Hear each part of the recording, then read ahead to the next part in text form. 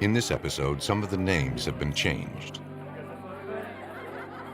Natalie and Matthew Mirabal, their family and friends, spent a fun-filled evening on September 25, 1999.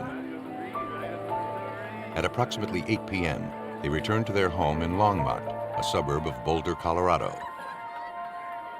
They thought the evening was over, but their troubles were just beginning. Later that night, Longmont police received a call from Matthew Mirabal, reporting his wife missing.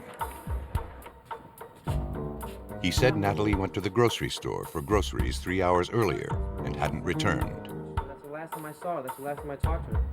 She had to get the Because Matthew couldn't leave the baby and Natalie took the car, he asked his friends to go to the store to look for her. But they found only her vehicle. No sign of Natalie. She never went into the store. Though 3 hours is not a long time to go missing, authorities were concerned, and a police officer was dispatched to the scene. The officer met the Mirabal's friends in the parking lot. A cursory look inside and in the trunk revealed nothing suspicious. Thought it'd be best to call you right away. Thing looks okay here. No.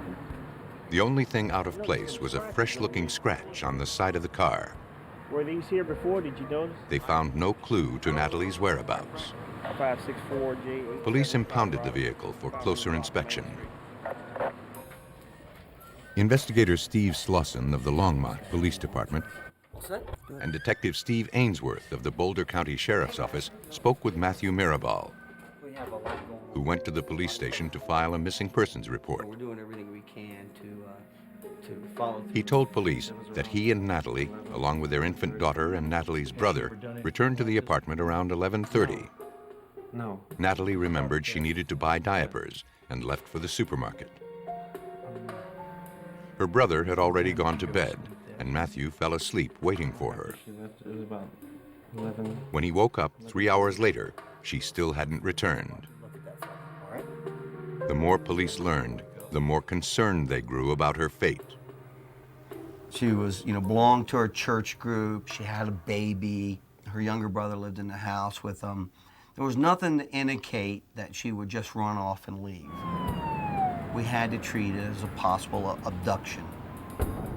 I had patrol officers canvassing the neighborhood, looking or listening for anything unusual. The St. Vrain River runs through town. And so I had patrol dogs working up and down the banks, trying to get all the bases down for a genuine missing persons case. She wasn't the first young woman to disappear from a supermarket parking lot. In recent months, several women in the area had been accosted or abducted and raped on their way to their cars. The crimes remained unsolved. Former prosecutor Trip DeMuth looked for a connection. We also had reports of suspicious males in the grocery store parking lot. And we had reports at other grocery store parking lots of similar suspicious males. So you have to look at every possible suspect in any given case and chase any lead down.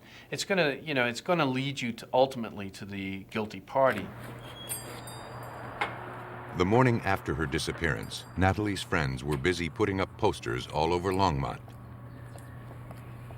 They hoped somebody had seen her. It turned out that someone had.